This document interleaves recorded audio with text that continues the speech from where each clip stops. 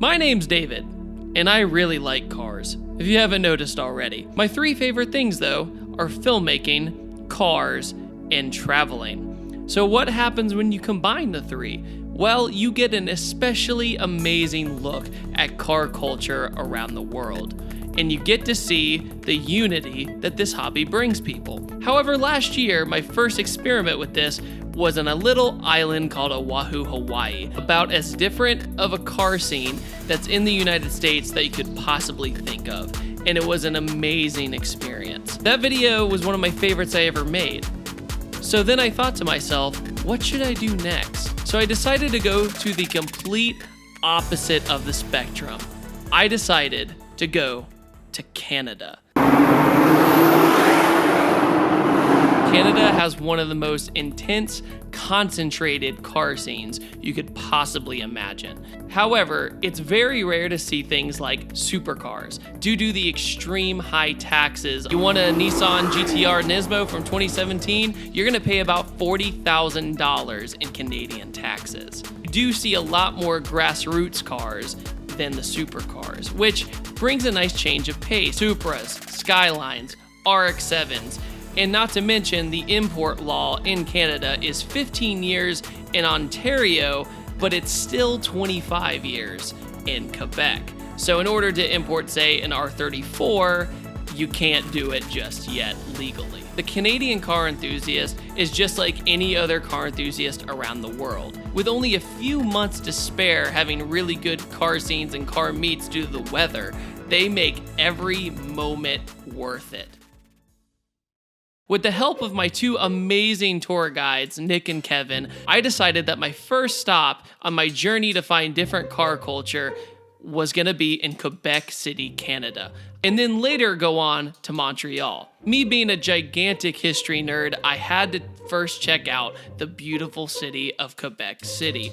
Quebec City is one of those places where you almost forget you're in North America. You wake up in the morning and you see the beautiful architecture outside, and you go, wait, I'm still in North America? I'm not in Europe? This completely feels like Europe. Another thing that contributes to that is that the main speaking language in Quebec is French, not English. So by law, every sign, every street sign or road sign has to be in French. Obviously, there was a language barrier, but thanks to Kevin and Nick, they translated everything for me. I was walking around this beautiful city, I was completely overwhelmed with its history and architecture. Canada's history is something that's very much overlooked compared to the United States. The French settlers really decided to lock themselves into the Quebec area. Therefore, they made really good relations with the native people, with fur trading, with great relation around the lands, and Quebec not being traded many times between cities and states and languages, it's still French to this day.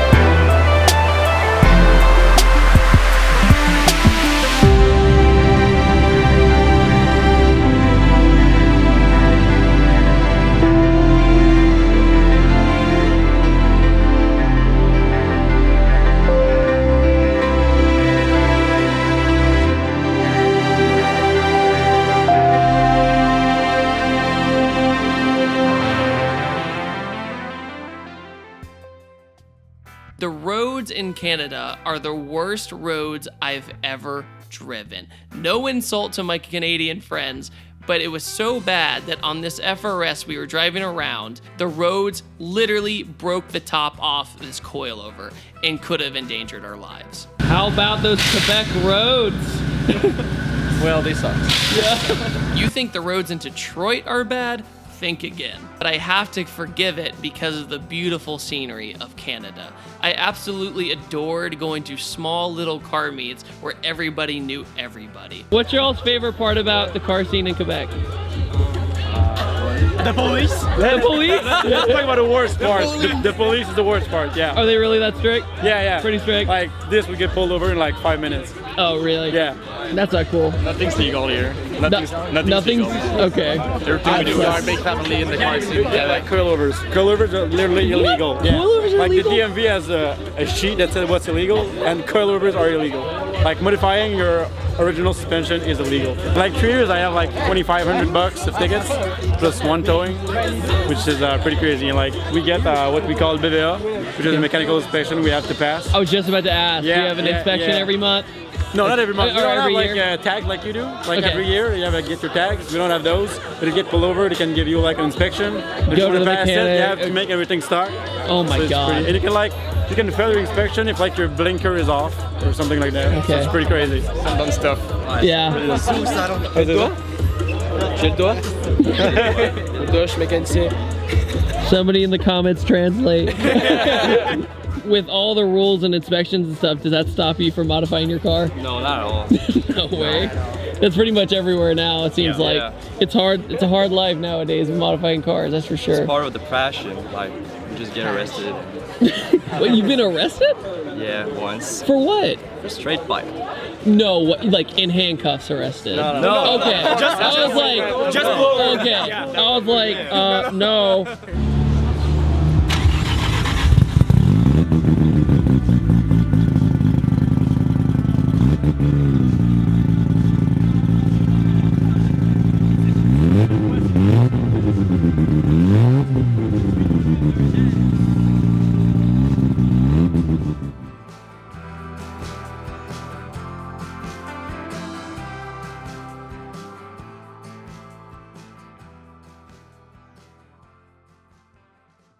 After checking out some of the car meets in Quebec, I was invited to a small little shop where a small company is building a crazy electric supercar called the Tomahawk. The Tomahawk is going to have an enormous amount of horsepower and an unbelievable amount of torque. It really does show, though, the limitations of a combustion motor setup and transmission setup compared to the electric ones due to the body lines of the car. You can pretty much go as crazy as you want. The body lines on the Tomahawk are pretty astounding, and the story of the Tomahawk is also astounding.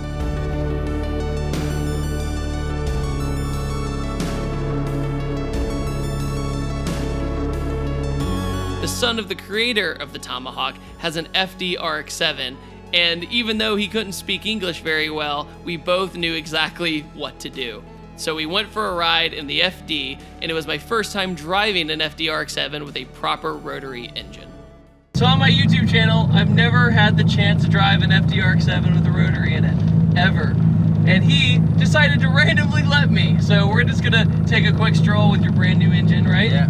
And drive around a little bit. 4,000 RPM, right? Don't go past that? No, is there every meter in Okay. 4,000? Gonna do a backfire Oh, okay. and go left. Okay. Oh man. I love the right-hand drive too.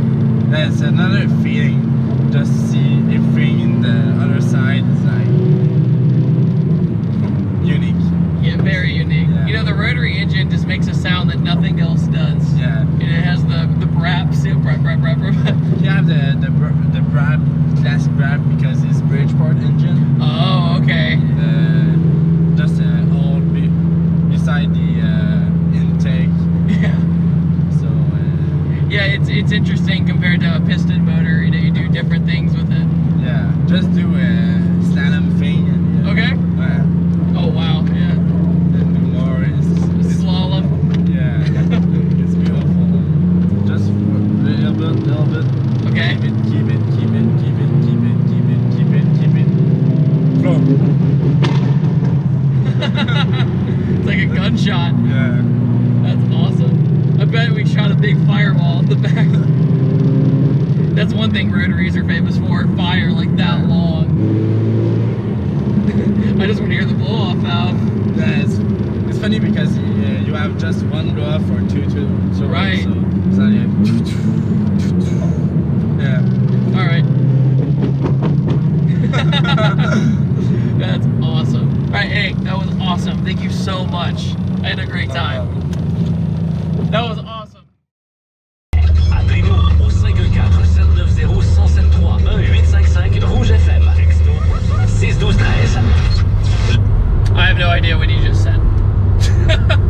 My next stop on the Canadian trip was a road trip going to Montreal. It's about a 3-hour trip, but between Quebec City and Montreal, you know what there is? Nothing. There is literally nothing. It is a long, long trip until you get to Montreal. When you get into Montreal, there's just bumps after bumps after bumps. It's gonna be so bumpy. Kevin, would you mind?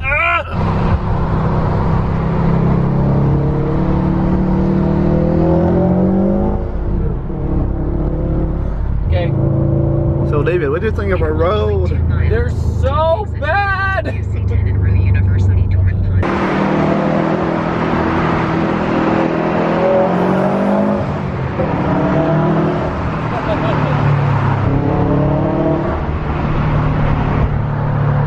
Oh God. All good things must come to an end, and here comes the bumpy roads. Oh God. We saw the car. We both saw the car.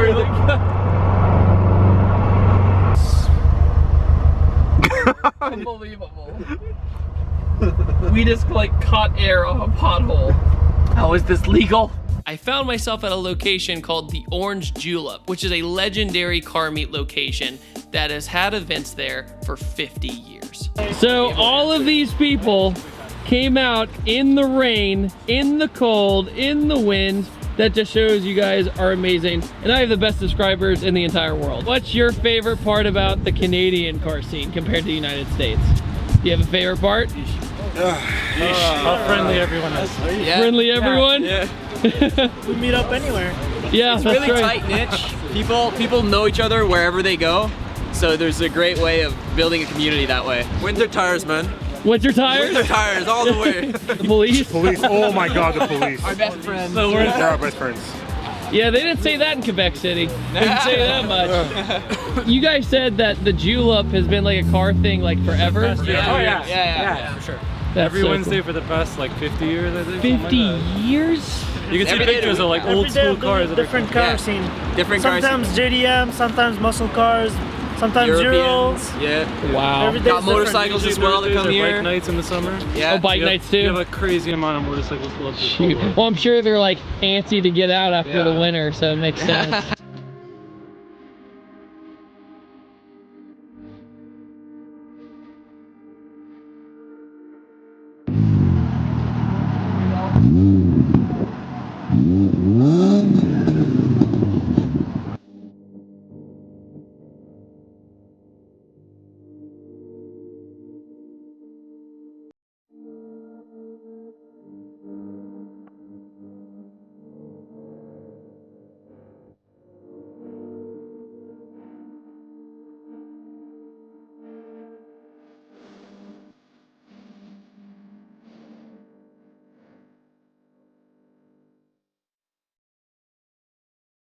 Okay. Trying to get the GTR in here. Yeah. He's clear. What? Yeah.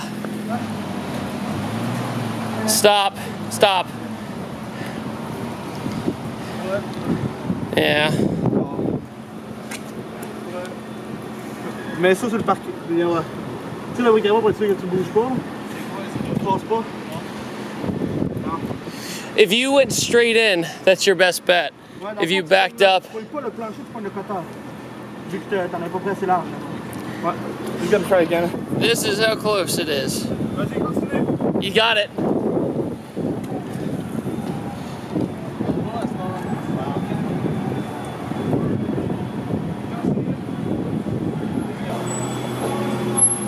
Just a little stressful. Je te dis, je cherche que lui est là parce que moi j'avais jamais vu de passer.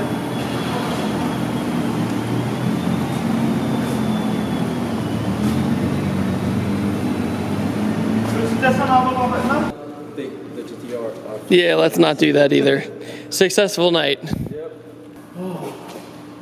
Looks great though. Be about it? Yeah. Alright, left foot.